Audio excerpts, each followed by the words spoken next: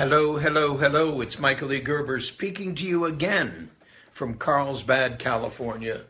I'm sorry for the confusing call we had last week. I was in a hotel. I was sitting at the bar. No, not a live bar, not an open bar. It just happened to be the place I could stick my phone so I could speak to you directly. I was told it was really confusing.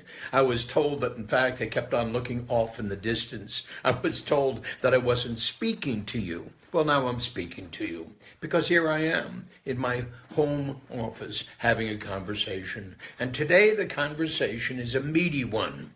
It's not going to be a long one, but it's going to be a meaty one. The conversation is about diversity. And I'm going to share with you from my perspective what diversity really is all about and how diversity isn't what everybody believes it to be.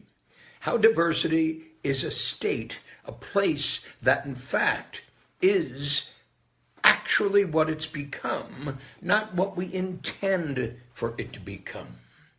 In short, this country of the United States of America, is the most diverse country in the world. There are more people here in these United States of America from more countries, more ethnicity, more religion, more everything and anything than any other country on the planet. Well, you wouldn't tell it by the political harangue that keeps on going on. And that's because the political harangue isn't truly about diversity. The political harangue is about power. In short, it's the opposite of what drives diversity. It's the opposite what has made America the most diverse country on the planet. It's exactly the opposite of what, in fact, makes great companies, great people, great institutions, great reality. It's exactly the opposite of what everybody is yelling about, screaming about, and creating havoc about. Diversity is simply what it is. We are all a part of a diverse nation. Each and every single one of us here have the liberty to create our own way on this planet.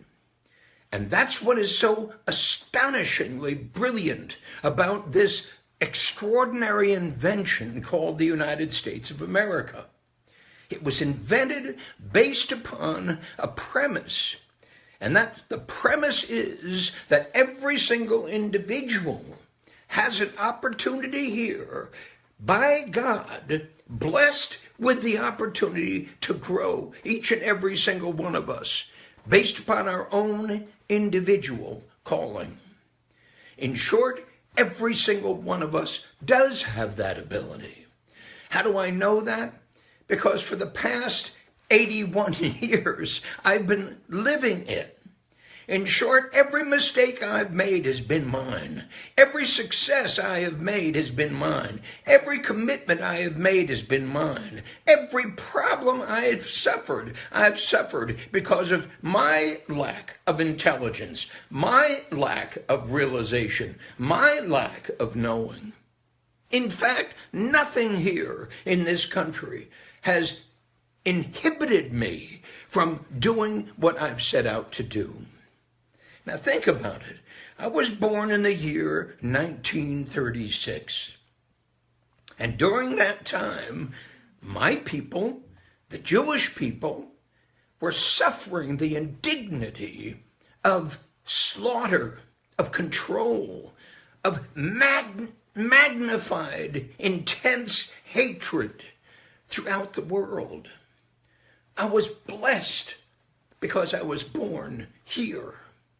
I was blessed because I didn't suffer the enormous indignity that in fact was put upon our people, the Jewish people, everywhere in the world.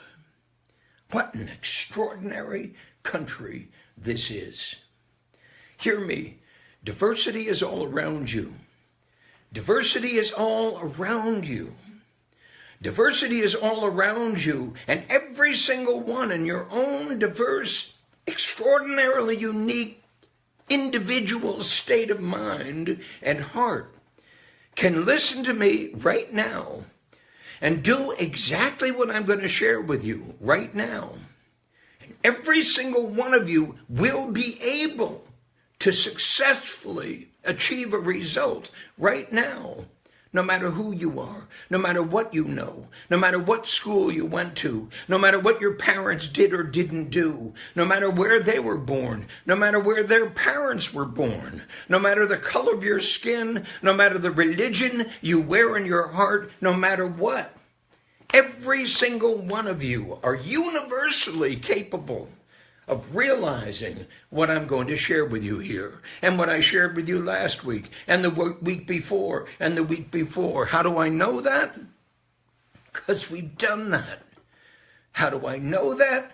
Because I have spoken to tens upon tens upon tens upon thousands of diverse individuals over these years, and applied the logic of our systemic thinking that's enabled them to liberate themselves from the confusion that lives within themselves, to discover what it means to be free, conscious, committed, and honestly capable of doing what you're setting out to do.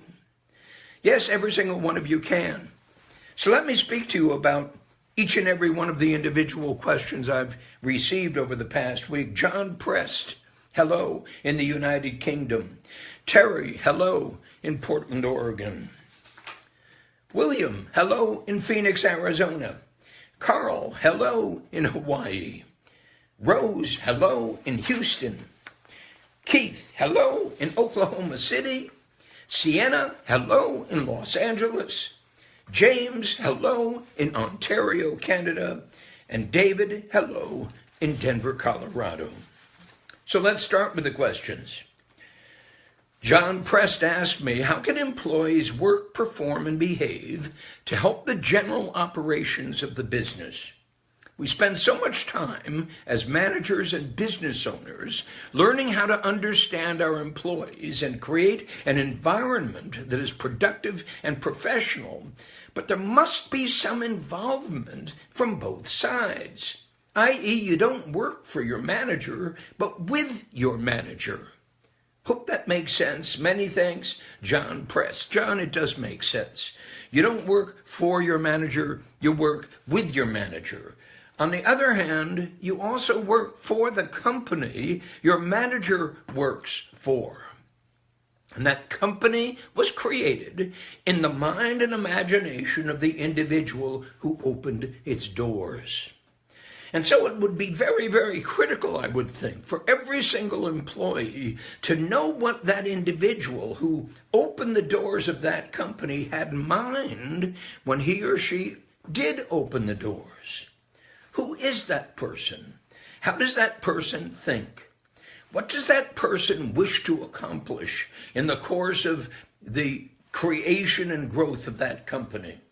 How is the culture of that company created, and why was it created to be the way it is? By accident? By intent? So you see, John, the most important issue about how your employees engage in the evolution of your company is by engaging them from the very beginning and then continuing to engage them.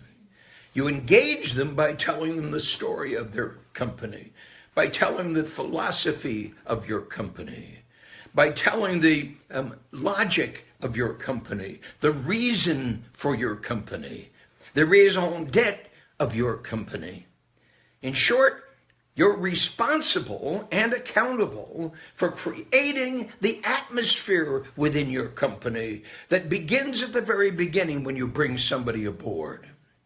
Unfortunately, John, very few small business owners understand that, appreciate that, and even more important, do that. So that's how you engage your people, John, by absolutely having something to engage them in other than just work. Hear me, every one of you, other than just work. The work is simply a part of the outcome you're there to create. The outcome is critical. It's a philosophical outcome. It's an enormously important outcome. And if in fact you do not know what that outcome is, if it doesn't mean anything, then you'll never be able to answer the question you've just asked me, John. Terry in Portland, Oregon. With so many wantapreneurs, meaning people who want to be entrepreneurs out there, what does a business-minded person like me need in order to achieve great success as a true entrepreneur? Well, you understand, Terry, I've been talking about this ever since we started this Facebook thing of mine, that effectively, in order to become a true entrepreneur, you truly have to do what a true entrepreneur does. Whether they know they're doing it or not doesn't make any difference. I can share with you absolutely what the process is. Now, how can I do that? Because I've been doing that for over 40 years. With tens upon tens of thousands of wantapreneurs, but not really wantapreneurs at all, essentially people who own and operate small businesses and are suffering because they simply don't know how to get the results they presumably want to get. So hear me. This is important. It's important for John. It's important for Terry. It's important for everybody I'm going to address today. You need to understand what your dream is, what your vision is, what your purpose is, and what your mission is.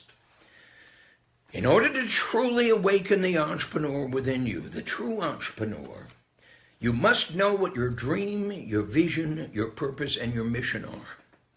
In order to do that, you must join me in my new dreaming room online.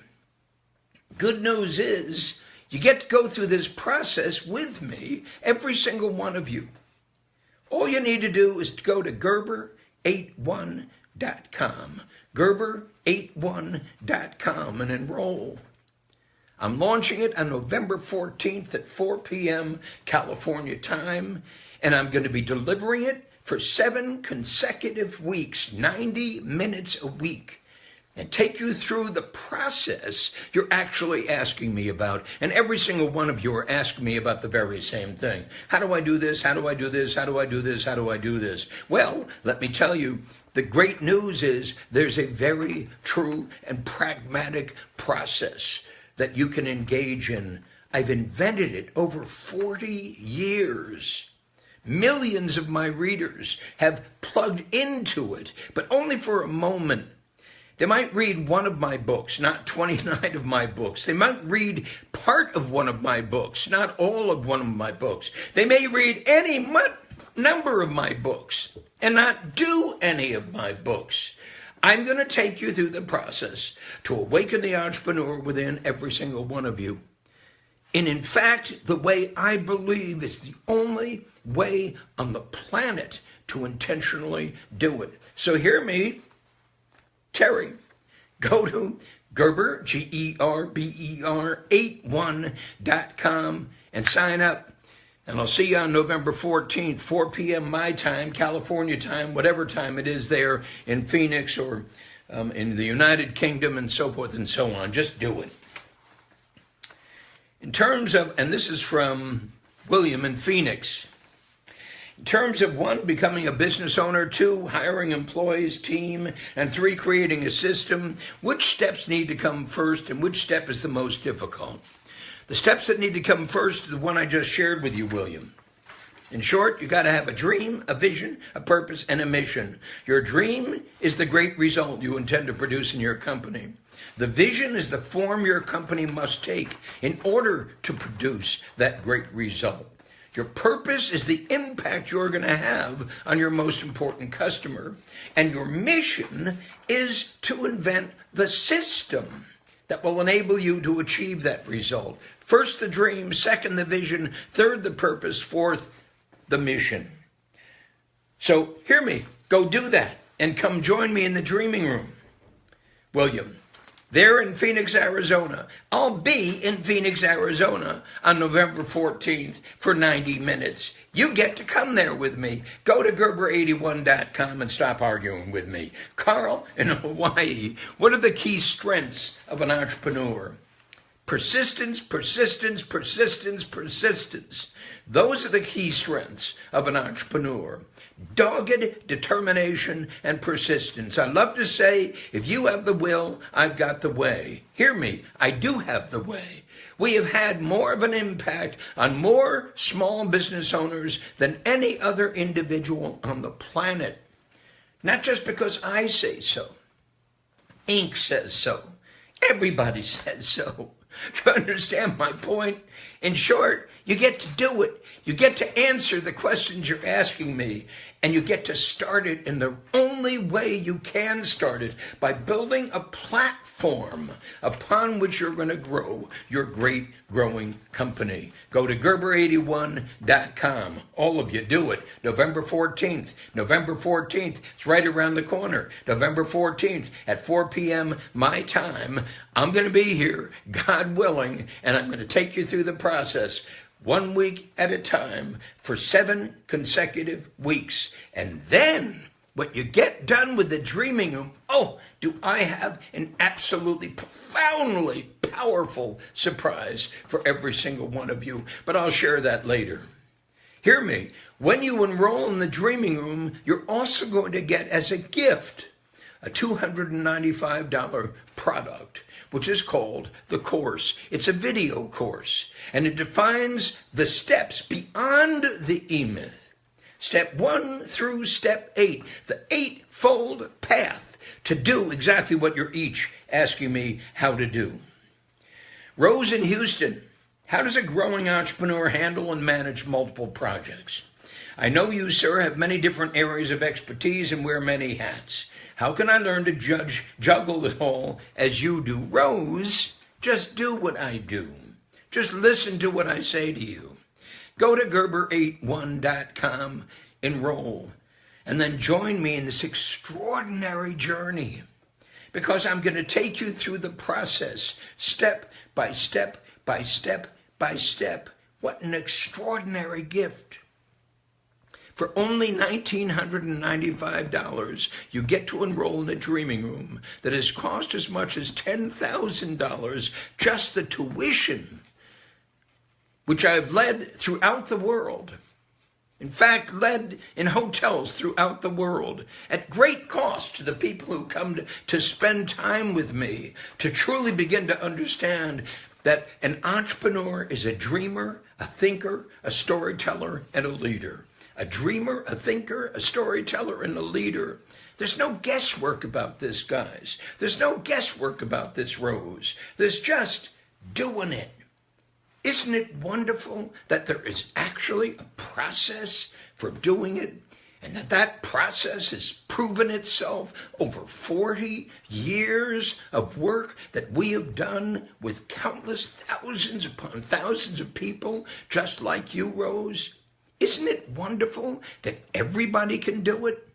Isn't it wonderful that diversity is alive and well right here, right now, with every single one of you having the opportunity to create an extraordinary life of your own, on your own, using a universal process that in fact works every single time you work it? Rose, Gerber81.com. Just do it. Keith, Oklahoma City. Of course, Oklahoma.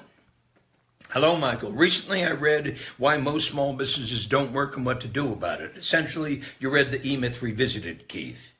I loved it and wanted to learn more from you. My question is, what are the best ways for an organization to strengthen its relationship with customers? Follow the bouncing ball, Keith. Just follow the bouncing ball. Do you understand that every question that I've answered so far has been answered in exactly the same way? There's a process for this, Keith. There's a process for this. And the process starts with a dream, a vision, a purpose, and a mission. No, that's just not language, Keith. That's a process. Step 1, step 2, step 3, step 4. A company without a dream, without a vision, without a purpose, and without a mission is a company that is doomed to fail. In short, that company will end up being the worst job in the world, not only for the guy who owns it, but for the people who come to work there. Sienna, Los Angeles. Hi, Michael. You've inspired me to break away from my daily routine and start my own business doing what I love. You're not going to blame me for this, are you, Sienna? Hear me. In your opinion, what steps do you believe are required to develop a product from an idea? Sienna, living is an idea. Everything we do is an idea. And here I'm sharing with you exactly the answer to your question. When you ask me, what do I need to do what you just asked me what you need to do, I'm saying all you need to do is to take my word for it. Step by step by step. Yes, I'm 81, but I'm only 13 inside. Do you understand? Every single moment of every single day that I receive the responses from people who say, Michael, I listened to what you said. I created the dream. I created the vision. I created the purpose. I created the mission. Now what?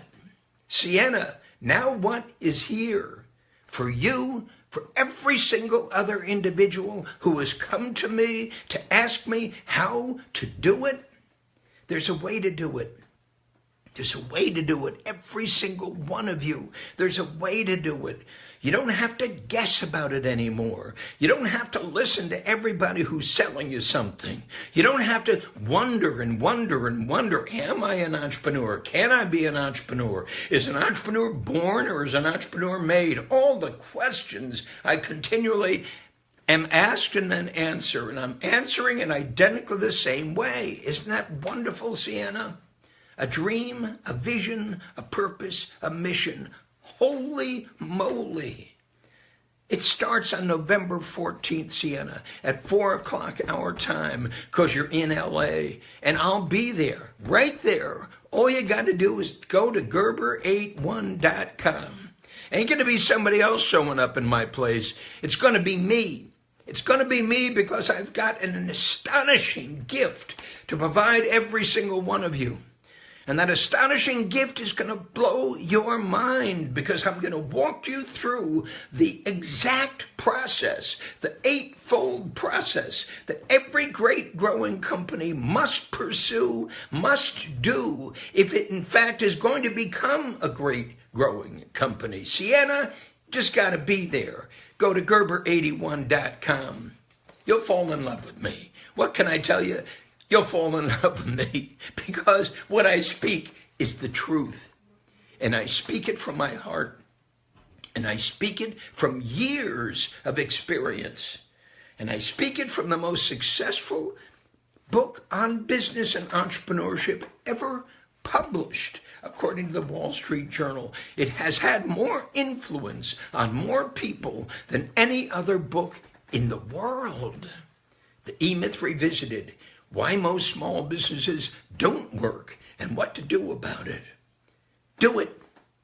See you on November 14th at 4 California time, every one of you.